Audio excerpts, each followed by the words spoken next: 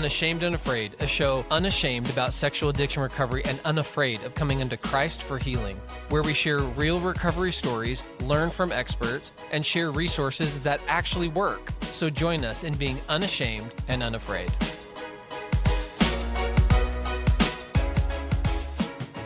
Welcome to Unashamed Unafraid. Thanks for joining us today. I'm here with, we got some new people. Jason doesn't normally co-host with me. Yeah, I don't think I've ever co-hosted with you. We have kind of a special story today. Special. It's special. That's what my mom always told me. We're with Josh and Kaleigh, and man, just love them. We know them pretty well, but Jason, dude, you know them a lot better than I do. Can you just kind of speak, about your relationship and what you know about them? Sure. And then they can introduce themselves, obviously. Yeah, I mean, they're my neighbors. We moved into their neighborhood a couple doors down from them, and Josh was helping me set up Christmas lights one evening, and I got really awkward with him, and he felt really weird about it. And what do you mean awkward? And that's the end of the story. No, I'll let him tell it because it's better. Okay, all right. Jason is unashamed. Well, let's do this then.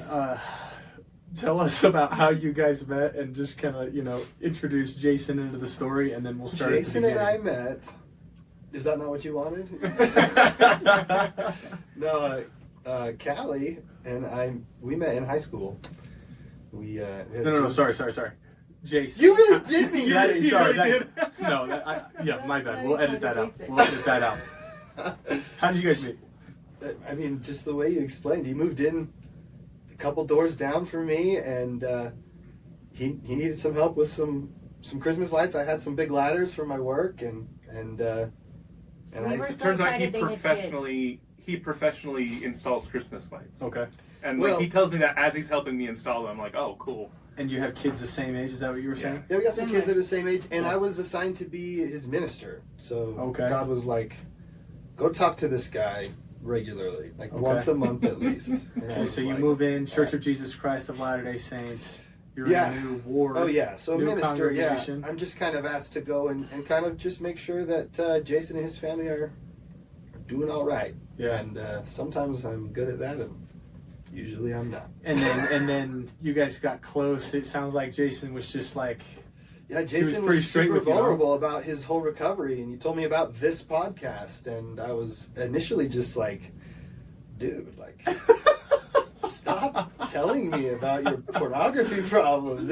We all have this problem, but we've all made a silent agreement that we won't talk about it, and you're breaking that. And so at first I was really uncomfortable with it and kind of resistant, but after a while I definitely recognized it as something that I craved.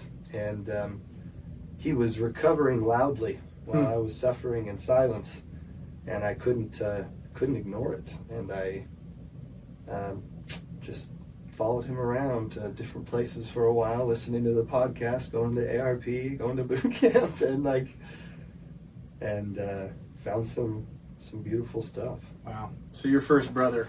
So let's start at the beginning. We're going to let Kaleigh start because we just heard a little bit from Josh. So Kaleigh, we'll make it easy for you. Just tell us a little bit about what childhood was like and what your relationship with God was like growing up. I felt like mine was pretty good, actually. I have there's 6 kids in my family, so I had a lot of siblings. I don't know, we went to church all the time. I don't feel like there was ever anything super hard or anything like that. It was pretty good. I've always had a pretty good relationship with God, or I thought I did, until recently, and now I have a really good relationship with God. So teach us about that. You said I thought I did. What was it like before? Yeah, I just did all your standard stuff. Went to church. I participated in all of my activity days. Young Women's, was in Young Women presidencies. I never had a faith crisis or anything. I felt like I've always known He's there, and He's shown up for me, but I didn't realize how much He had shown up for me, I guess, until recently. So Okay. Well, and I don't know, I want to take a moment and just like, that is still a good relationship with God, and that's not to be discounted. Like, Yeah. it's not to say that you didn't have a relationship with God, because you did. Yeah. It can grow and get better. Yes. I want to make sure that we don't like discount that, because Right. that's still beautiful. Yeah. We all wish we had a childhood like that. Yeah.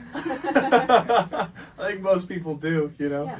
Sometimes there's more of a chasm to cross, though, so that's cool. And we're going to get to the, you know, kind of what shifted that for you. And She's leaving out things that she doesn't. She had some crazy high school years with stalkers and ex-boyfriends trying to kill her at school. She had some stuff she went through. She's making it seem like it was all great, but she had some trauma she needed to heal from. So there was some things that needed to be healed from.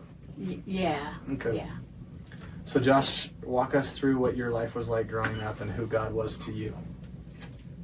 Yeah. I just recently did my 4-step inventory, so this is all pretty fresh.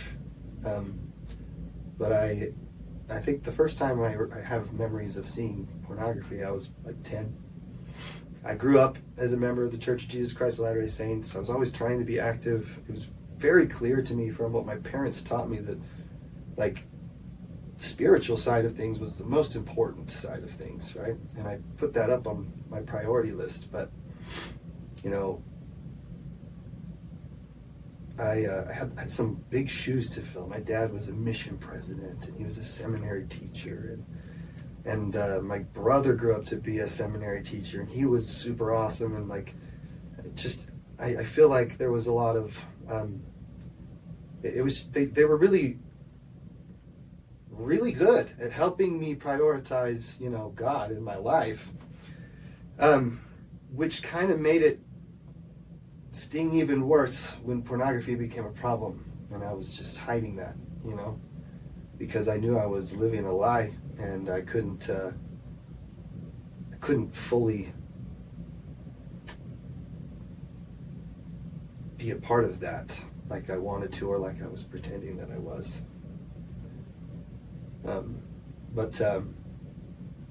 Anyway. Were there moments where you tried to talk to your parents, your dad, your brother, and, and start to get help? Yeah. So, because in that kind of a dynamic, dude, like, that's scary. You're like, hey, everyone in my family is perfect. They're doing the things, like, they're so religious and spiritual and well put together, and here I am. I'm the broken one. Yeah. I would imagine, is that how you were feeling? Yeah, and I've talked to some of my other siblings who felt like they were the black sheep of the family too. So I think a lot of us were all just thinking everyone else was perfect, and we were all the one that was. I think that's just how life is. Yeah. But so, like I said, I think the first time I saw pornography, I was about 10, but it didn't really like affect me until I was about 13, and then that's when it, you know, maybe pornography sunk its teeth into me when I was 10, but I didn't really sink my teeth into pornography until I was 13. Okay. And I was living in California at the time with my family, and I just didn't know anything about search history things, and my mom found something, and she talked with us about it. One thing that I kind of shared regularly when talking about my story is that our generation was the first generation to grow up with the internet.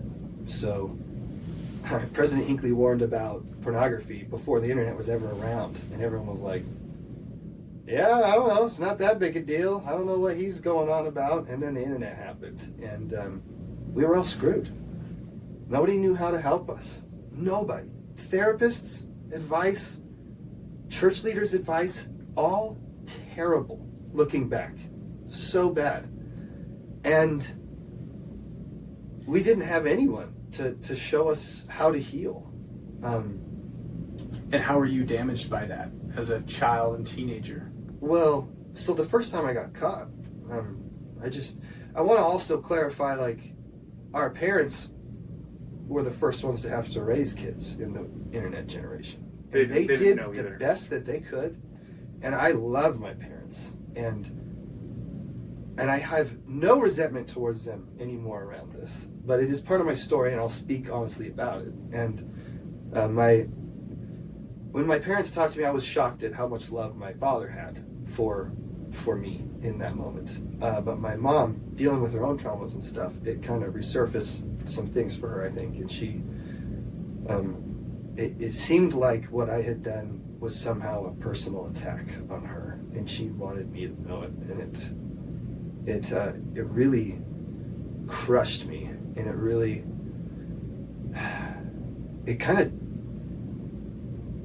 made my relationship with her for years after that kind of just surface level. I couldn't allow myself to like sit in silence and think about my emotions and my thoughts, and so I would start using comedy and just being silly to kind of hide that. And I've noticed, especially bad around my mom. I would pester her so much, and I was just as a way to hide from it, or yeah, like even if I pestered her so much that she like got mad at me, that kind of mad was better than the other. I'm curious, what was the message you took from that? Oh, it was shame. It was 100% shame. They told me I had to go talk to my bishop, and it was time for me to have a recommended interview, and went in and told him, and like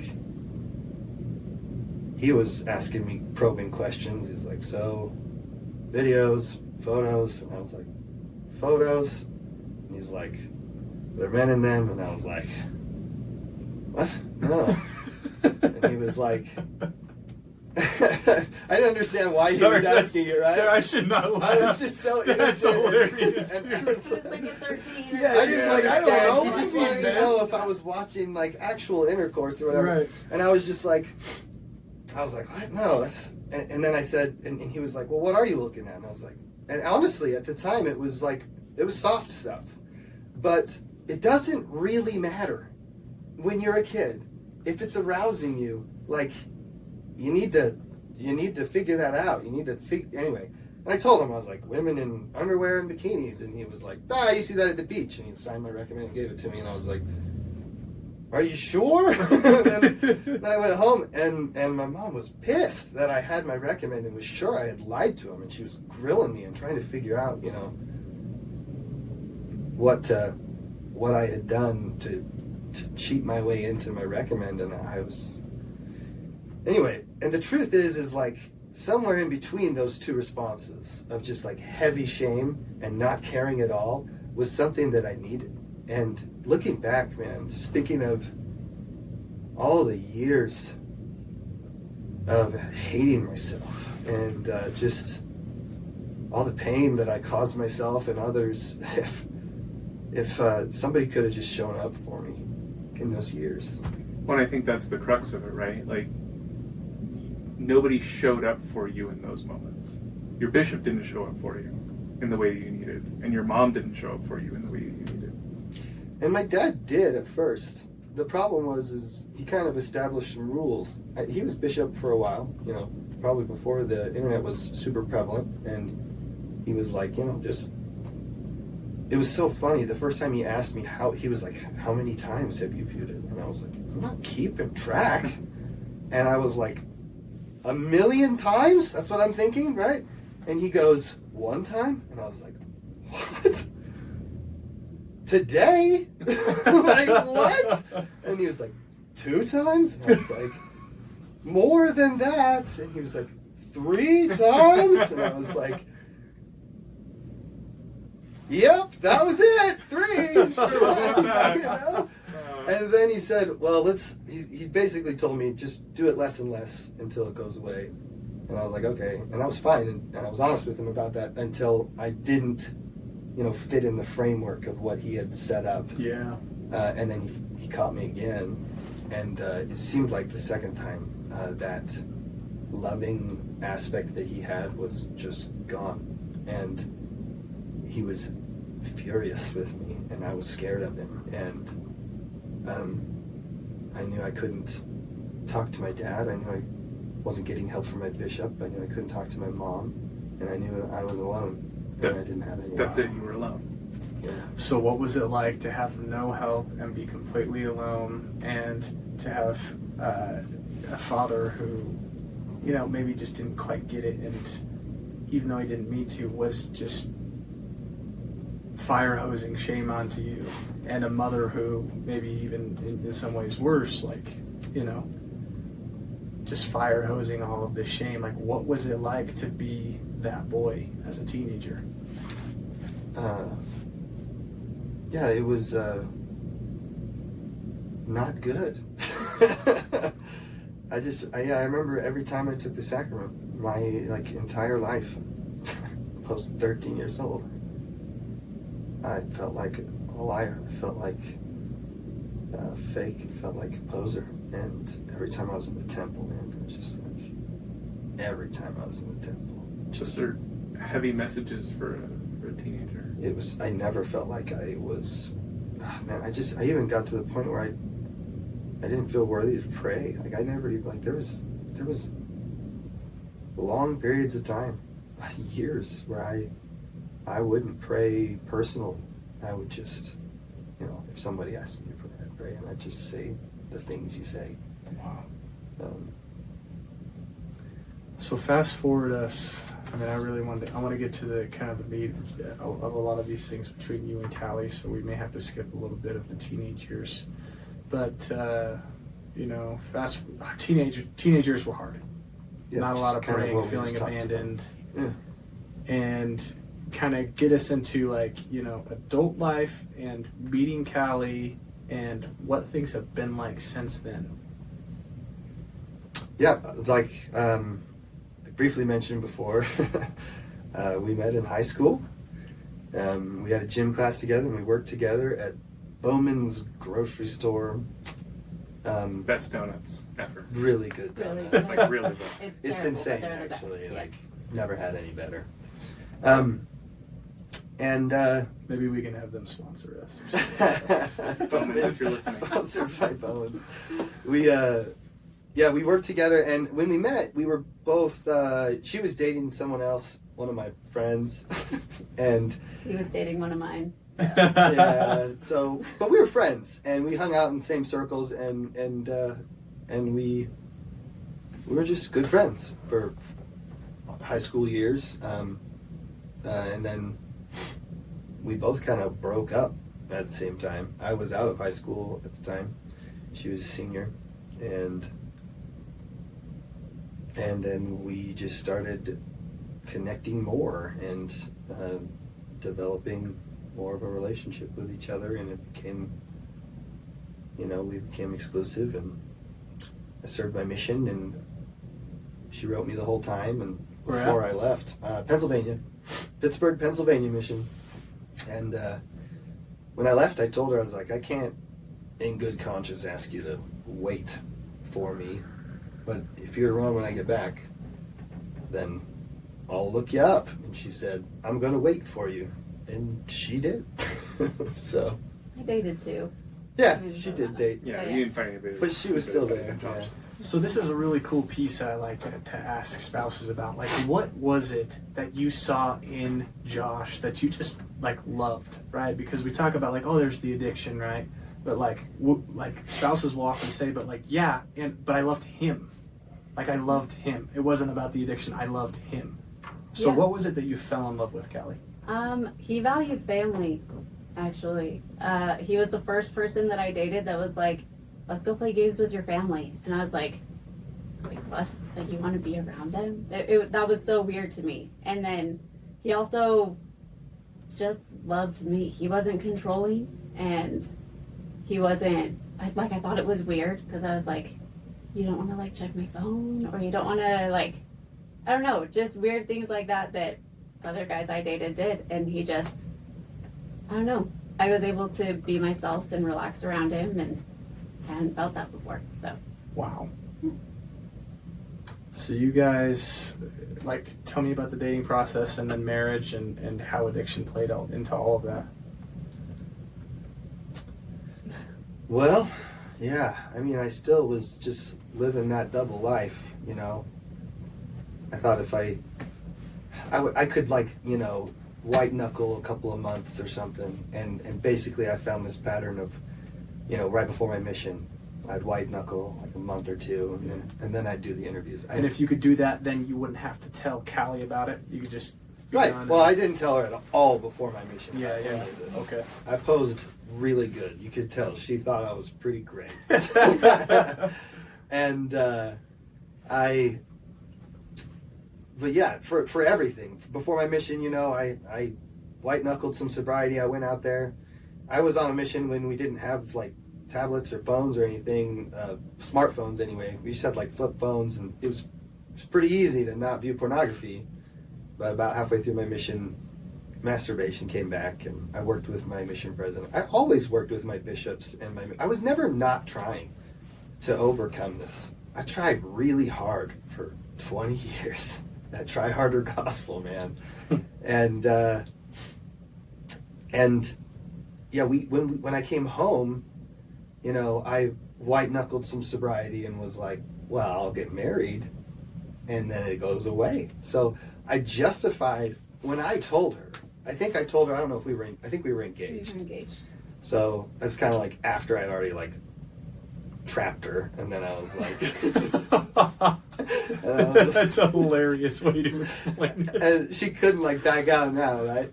And but I told her, I was like, yeah, I used to have this problem, but like it'll go. Like I'm good now. It was on the phone. It was on the phone. Oh man. And what came up for you, Kaleigh?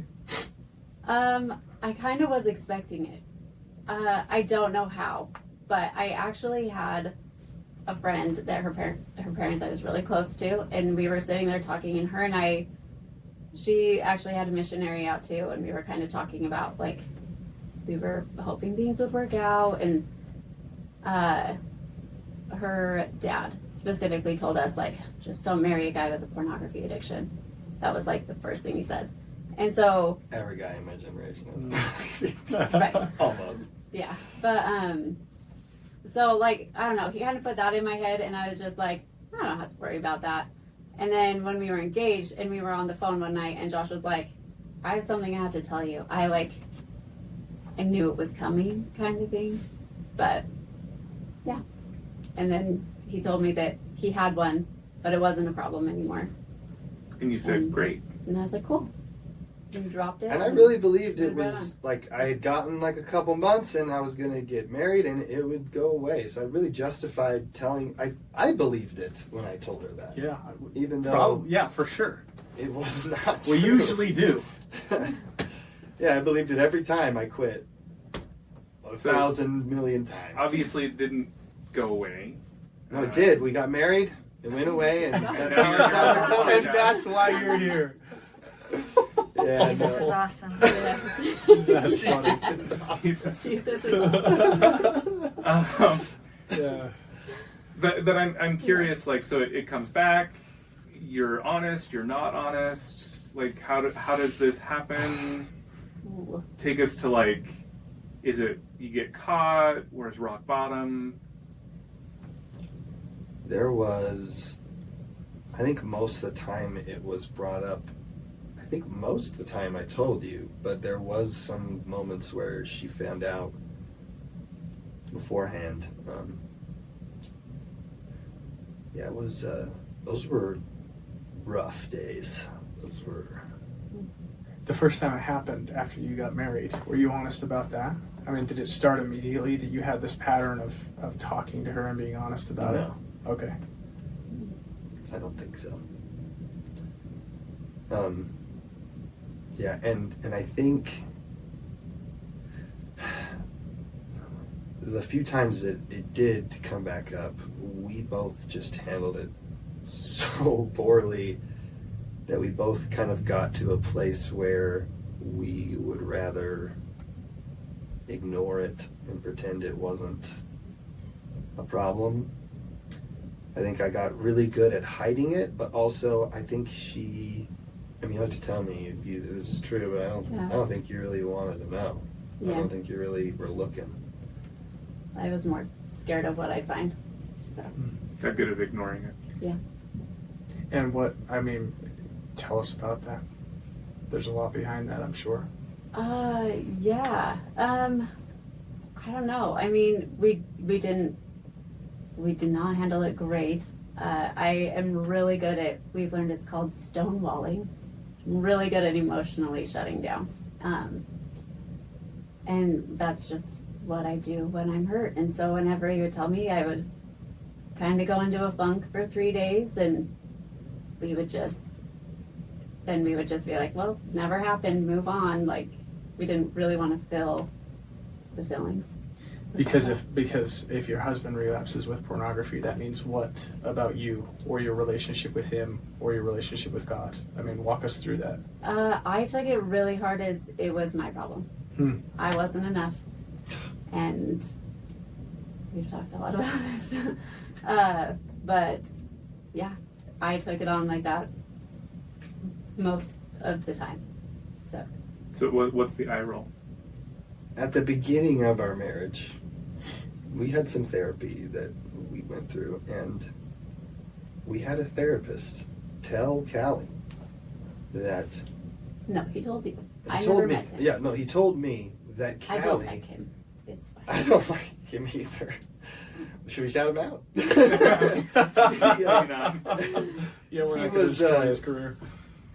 He told me that it would be better for Kaleigh to just give me a quickie if I was feeling tempted, and that's what she needed to do, because, better than acting out. And was it. That's the kind of advice you get from therapists and church leaders and stuff in the early years of the internet. Nobody knew how to do anything right, and basically doing that puts the entire responsibility of my sobriety on Kaleigh. If I mess up, it's because she didn't put out. Well, and in addition, you're just swapping out what you're using. Yeah? Because for you, Yeah. it's still addiction. Yeah? It's not connection. Yeah. So what was that weight like, Kaleigh? What is it like to feel that weight? It's awful. It's really heavy, and it brings a lot of resentment in, because I felt like no matter what, I wasn't enough. And but it was my job. Like, if I would be failing Josh if I wasn't, and I was making his life harder. Wow. So you're obviously here now. Yeah. So Sure. how did that happen? Because this is a pretty heavy place you're talking about, and I don't see that right now. Yeah, we went, I don't know, we went several years just kind of being in that limbo. I don't know. It got worse from there too. So that wasn't even... No, that's not even the worst of it. Yeah. I mean, I spent, 20 years living against my values, just hating myself more and more as time went on. I believed I was a failure at the most important thing in life, right? My family had established that. And then I failed at everything else in life too. I dropped out of college, dropped out of BYU, transferred to Weber, dropped out of Weber, started a business fails. I felt like a failure in every aspect of my life, as a father, as a husband, as a son of God, as a priesthood holder. And I really believed that everyone in my life would be just better off if I wasn't around anymore. And in September of 2021, I just decided to do it. I've been thinking of different ways for a long time. I knew Kaleigh would be working late. I put the kids to bed and waited for them to fall asleep. I gave them one last kiss goodbye, and I grabbed my 9mm and I wrote a letter for Kaleigh, sent a text to my family, just kind of telling them to take care of my family. And I left my phone at home, and I told them, can find my body at the trailhead of Adams Canyon. And I drove off. And there's a couple of things that I think saved me that night. One of them is traffic in construction. I never loved construction. I was gonna edit that night. So. They were working on Highway 89 at the time, and that's right where the trailhead is, and I couldn't find it. They moved the trailhead while they were doing construction. Well, they moved the way to get there, right? Yeah. And so I couldn't find it. Eventually some cops had found me and kind of cornered me in a cul-de-sac, and they were yelling at me, and it was probably like 8 squad cars and 20 cops, and they're all pointing their guns at me and yelling at their megaphones, and like none of that affected me at all. Like there's quite an impressive show of force, but it like none of that was gonna stop me. So I loaded a bullet into the chamber, and I put my mouth around the end of the barrel, and I was about to pull the trigger when I heard the sound of my mother's voice, and it just kind of pierced through all of that power, right? And she wasn't yelling everything that everyone else was yelling. Everybody else was yelling, "Don't do it. It's not worth it. Get out. Put the gun down." But the only thing that my mother said that night was,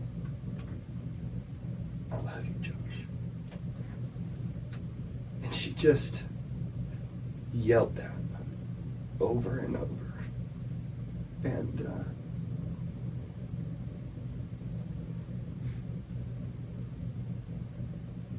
And that stopped me. And I got out of the vehicle, and I was handcuffed and taken to a institution. And that day's just a blur. I just looked like people would talk to me, and everyone just sounded like an adult from Charlie Brown. I just, yeah. So Josh, just for clarity, so your mom, when you say you heard her voice, are you saying that she was there? She was there. She was there. And Physically. you heard her over all of the other hustle and bustle, and that was what changed everything. That was it. Wow. He sent that text to his family, and his parents and his brother took off after him. Everyone else called the police. His brother went to my house because I wasn't home. But they all went after him, and they caught up to him in the cul-de-sac where the police had cut them off. So his mom and dad and his brother were there. Wow. So where did we go from there? Well, I'm curious too. You're alone. That's the message, right? And like in that moment, you're alone. And then who shows up for you?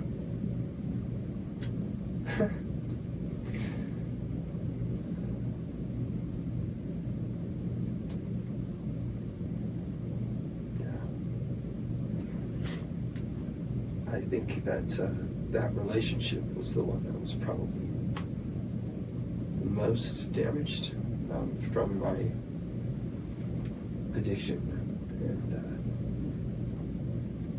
I don't think there was another person who could have.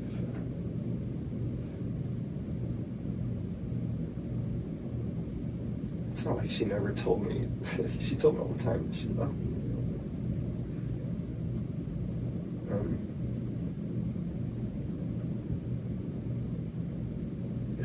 It was the only person who could have probably shaped me in that way. So did healing start to happen at this? Was that like a rock bottom for you? Yeah. Yeah, this institution was not good. It was during COVID. They wouldn't let me see family. The night I showed up, they put me in a room with some other guy who had night terrors all night, and I didn't sleep at all. And I just sat there forced to sit in my thoughts and emotions on a day when they'd never been worse. And I just had to sit there, And then I had to talk with therapists and psychiatrists and doctors who cared about me because they were being paid to. But I never really saw someone who loved me. Are you still pretty numb at this moment, or is this you're letting things in, or? No. Yeah, probably pretty numb still. I wouldn't accept any help from any of those guys there. I just, and I'm sure that they really do care. They wouldn't be doing it as their career, right? But I was like, nah.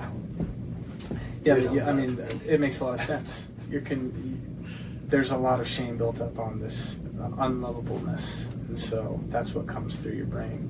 Yeah.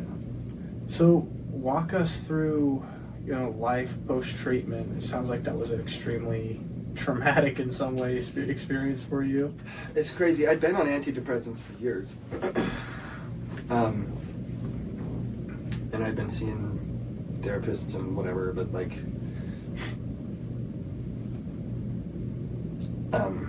after coming out of that, I'm not really sure when it started, but I was so determined. I figured out that my prolactin levels were really high. I got some blood work done and found out prolactin is a hormone that women have when they're lactating, and mine were 3 times the amount men are supposed to have. And my estrogen was way up there, and my testosterone was way down.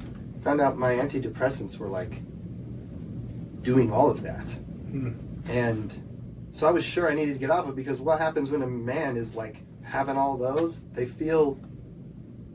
have symptoms of depression. It's possible that my antidepressants were making me depressed. And my doctor really didn't want me to get off of them, but I was pretty determined. And it wasn't until I met a therapist who was willing to take over my administration, and he would help me, and I was exercising to try to help, and that was a huge part of my recovery. That was really where it started. Before I even found any real healing through Christ or anything, I was able to have control over one part of my life, my health. I weighed 300 pounds when I was at my worst place. I was super out of shape. I was just a shell of a man, and I started working out, and I could see me getting stronger, and I could see me losing weight, and I could see that there was one part of me that wasn't a failure. And it was a huge part of the beginning of my recovery. And like I said, I never stopped trying to heal, and I was still, going to church and just trying to get better. But there was one talk that I heard at conference where somebody said, what does he say? The degree to which you love the Lord can be measured through what you're willing to sacrifice for Him. And I thought, well, there's this one thing that I'm having a really hard time sacrificing, but I still love God. That one kind of stung a little bit to hear, and I just thought, that's not fair. And the Spirit said, no, you love God, but sometimes you choose to love this addiction more than God. Just sometimes. And I thought, that still hurts. But I realized from that moment on, I stopped praying for it to go away, and I started praying to have the desire to love God more than my addiction. And when I started praying for that, the Lord just started moving mountains for me. Jason moved in next door. He told me about Unashamed Unafraid. I started listening to the podcast. My work, I could listen for like 10 hours a day. And I went through my own personal intensive with James and Steve and Chris and Jason sometimes. And like, it was like all day, every day. And it was mind blowing. I got so excited about all the messages I was hearing and all of the healing I was experiencing. And like I said, I've told you before, like I started telling everyone about this. He's actually kind of a jerk about it because like he didn't tell me he was doing this. And he binged like the whole podcast, and then he comes over and he's like, Jason, I had this great like realization when I was listening to this episode. I'm like, what? Like, what are we talking about here? But well, so I just, before we get into it, because things are getting good and we're about to get to some real meaty stuff, but Kaleigh, I just want to get your perspective. Like, what was it like to watch Josh from the point, like the darkest moment, right? Almost lost his life in 2021, to the point where he starts to find help, he starts to see success, he starts working out, things are changing for him, he starts to feel hope, he's seeing insights. What did you observe in him and in yourself as this process was taking place? It was really cool, honestly. Like, I knew Josh was lost. His suicide attempt, like I knew for a while before that, like Josh was lost. But I didn't know in what ways he was, and so as he started doing these things and finding these resources and really stepping in to recovery, like I was seeing those things come back.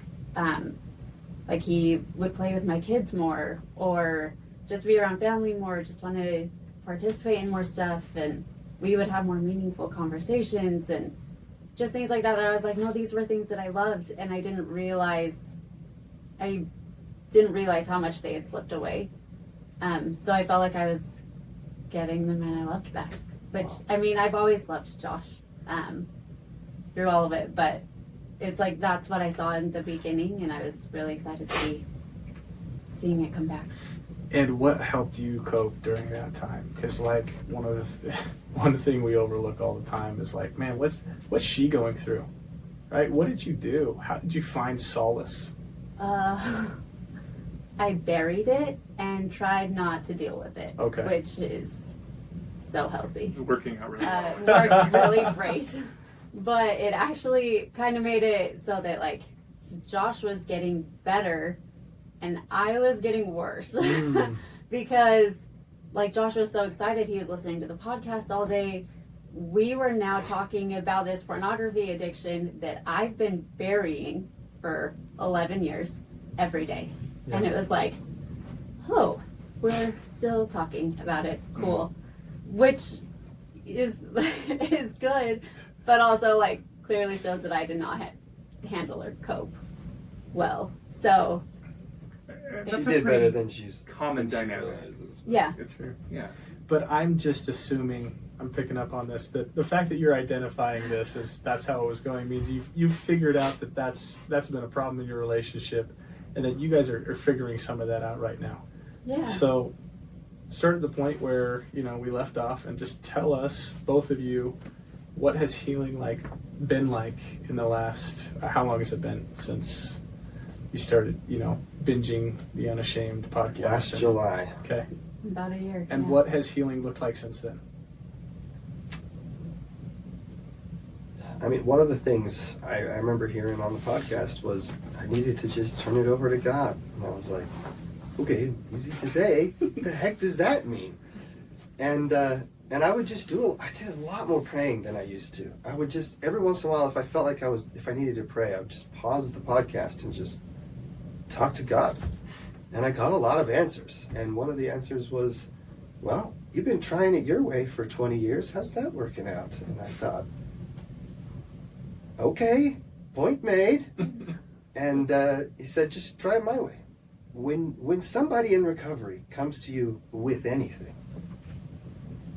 if it worked for them, try it. especially if you're resistant to it. And there was a lot of that. I'd be listening to the podcast and somebody is on here crying like a baby and they're like, the love of God saved me. And I was like, whatever, dude. and I noticed when I would have that resistance, I'd be like, okay, that's something I need to try. And that one in particular, I started praying about that. And God reminded me of that night when I tried to take my own life. And he helped me realize that what saved my life that night was the love of my mother. And he told me, think of how powerful that is. All the guns and all the cop cars and all the megaphones in the world couldn't have stopped you. But just your mother's love was more powerful than all of them. And then he said, just imagine what we could do together if you knew how much I loved you. And I've discovered that, man, the love of God is the most powerful motivating force in this life. There's nothing I won't change. There's nothing I won't stop doing or start doing to feel more of God's love in my life. And I really learned that his love is the fuel of our faith. You want to act towards God, you're not feeling the desire, ask him how he feels about you. And I just started doing that in every aspect of recovery. When I'd hear something and I'm like, man, words of affirmation are so dumb, I'm not doing that. And I'd be like, guess I better do that. And so I started doing it. And every single time, I've just been recognizing that it's always the Lord trying to help me. And he's been here all along trying to help me, and I've been just avoiding it. And it's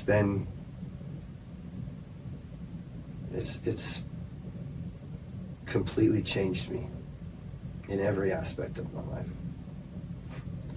Kaleigh, tell us about your change.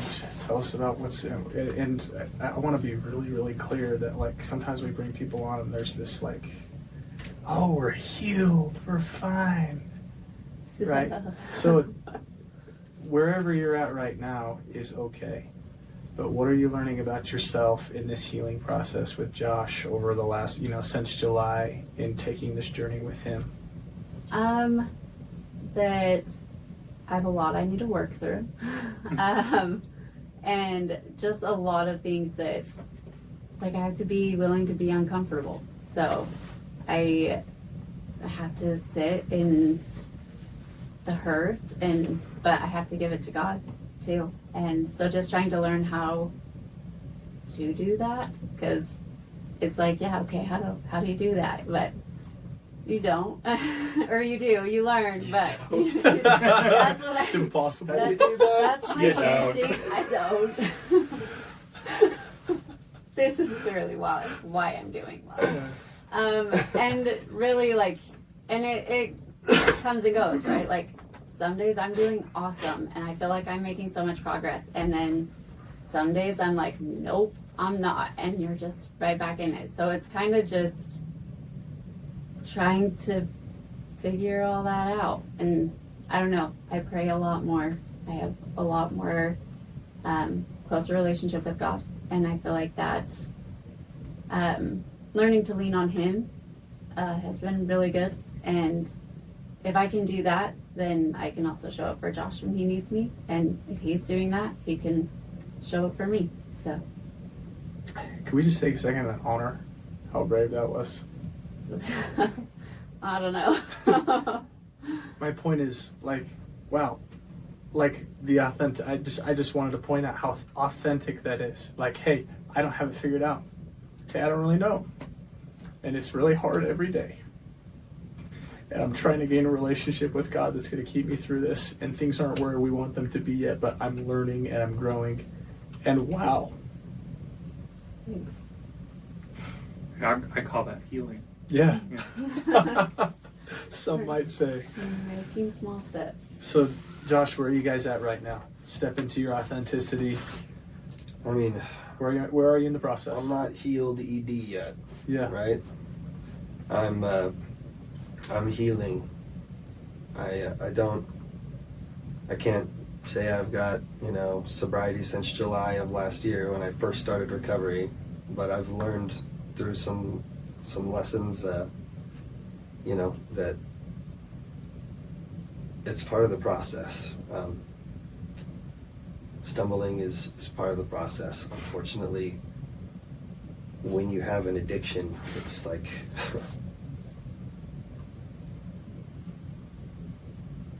it takes time. It took 20 years to get to this point, and it's going to take some time to get out of it. But like we mentioned before, when we had those moments where, disclosure happened in the past, it was really bad. They're not really bad anymore. They're not fun, but we have found some brotherhood and some sisterhood and and we found God in a way to heal us and help us, and like I'm getting more sobriety than I've ever had before, and I've like I'm not trying as hard as I used to. It's coming in ways that I hadn't ever been able to accomplish before. But yeah, I think You're not white knuckling it anymore. yeah.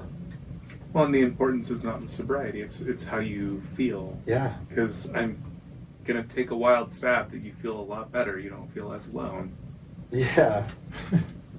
No, I don't feel as alone anymore, for sure. And we're still in the grind, but We lose some battles, but we're winning the war. yeah.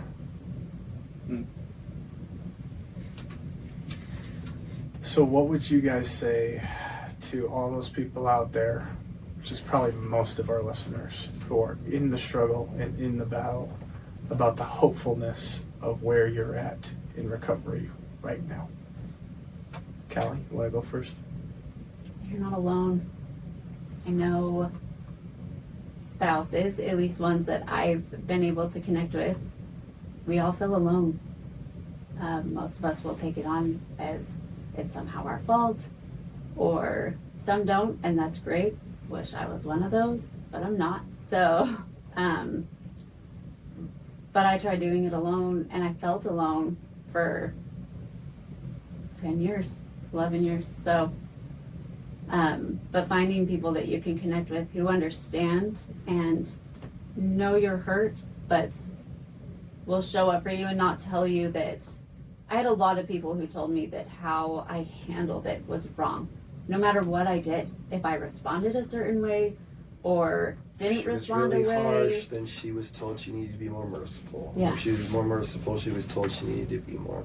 Whatever I did was wrong, but no one knew. No one knew what I wanted or what I needed. At least those that felt like they needed to tell me that I was doing was wrong. So, but just having women that I can go to who understand, but also support me in what I want to do is very big. So just that they're not alone and can reach out. Josh?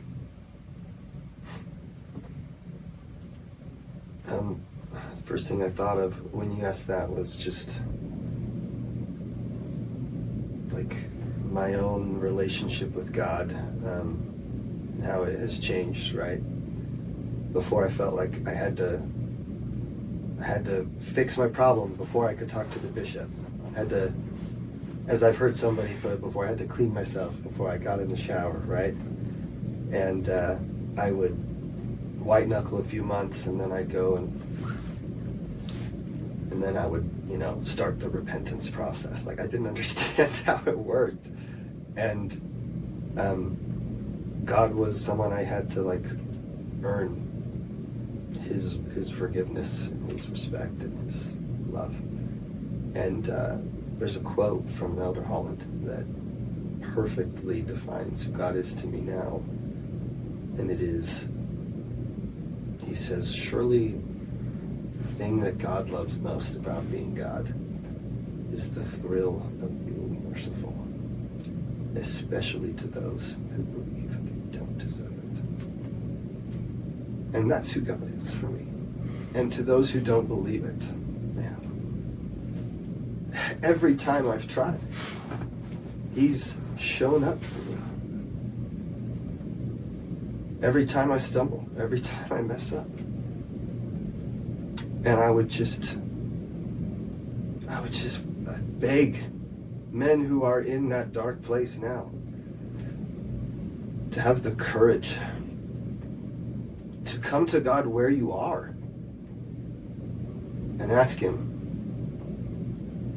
if he loves you, if he forgives you, if you really want to change, he will show up.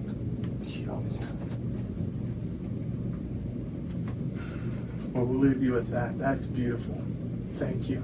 I got to get my hands on that quote. But guys, thanks for. I know. Guys, thanks for being on here. I just really appreciate the authenticity. What we don't capture enough on this show is the real rawness of the struggle. What is really, really hard to find is people in the struggle who are willing to come on the show and open up about what's actually happening in their lives in the moment. So thank you. We appreciate that and we honor that. Thanks for watching the podcast, Unashamed Unafraid. You can find more content on social media at Unashamed Unafraid. Like and subscribe on YouTube so we can get this message out to more people. Find us wherever you get your podcast and give us a 5-star rating. Josh and Kaleigh, do you have a song that you want to end this podcast with? Yeah, we do. It's Everything We Lost in the Fire. Everything That We Lost in the Fire. By Blue October. By Blue October. And just quickly, in one sentence, why did you choose that song? It's a song about a couple finding recovery. And, I mean, the lead singer of Blue October is a recovering alcoholic. There's a lot of awesome music that speaks to this, but he,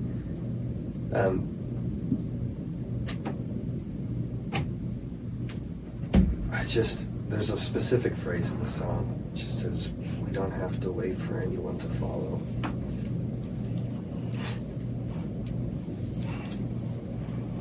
Burn all my yesterdays and give me my smile.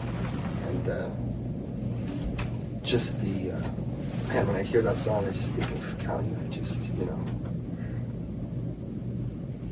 where we can go, what we can do. If we can stick it out with God, what's possible. Love that. Well, thanks again for being on. Until next time, guys, continue to live unashamed. And here is Everything We Lost in the Fire by Blue October.